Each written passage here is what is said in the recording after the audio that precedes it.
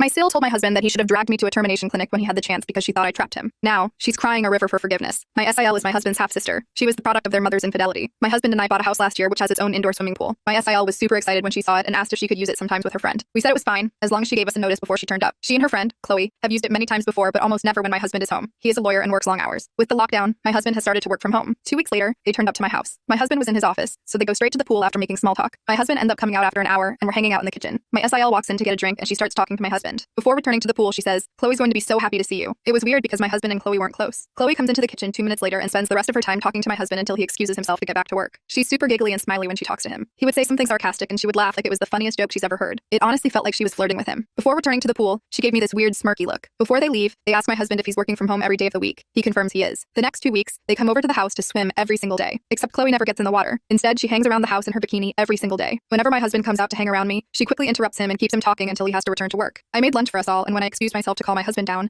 my SIL quickly stopped me and said Chloe could call him for me. They shared a look, and Chloe looked really happy when she went to get him. Chloe has also started to get touchier with my husband. She put her hands on his chest and arms and stands or sits really close to him. To my husband's credit, he usually creates space between them whenever she does something like this. The reason I believe my SIL is in on this is because she's made a few pregnancy-related jabs at me recently. She told me a story about how one of her friend's boyfriends was cheating on her, and then said something along the lines of, "Did you know a lot of men start cheating when their wives are pregnant?" She's also made comments about how I look chubby now, and it looks weird next to my husband because he's well built. Update. I tried and figure out how I was going to bring up the issue. Turns out I didn't have to. We were watching a movie and my phone lit up with another text from my SIL telling me she was now going to be here at 1 p.m. the next day to swim with Chloe. My husband saw it and told me to tell her not to come. This is really weird behavior for my husband because he tends to do anything to accommodate my SIL and very rarely refuses her anything. I asked him if something had happened, and he shrugged it off, and we kept watching the movie. A few minutes later, he paused the movie and said he wanted to ask me a question. He asked if I'd noticed Chloe never swam when she came to our house. I ended up laughing hysterically. I said, "Of course I've noticed," and he awkwardly replied, "So, you must have noticed the other thing too." To summarize the conversation that followed, my husband hadn't noticed Chloe was flirting with him the first few days because he was so busy with work, he wasn't really paying attention to anything else. He said when she started getting handsy, he suddenly had the light bulb moment that she was into him. He did privately speak to Chloe and told her he was happily married and wasn't interested in starting anything with anyone else. She never took him seriously because she kept doing it. In the end, he called his sister on Sunday to tell her either she got her to stop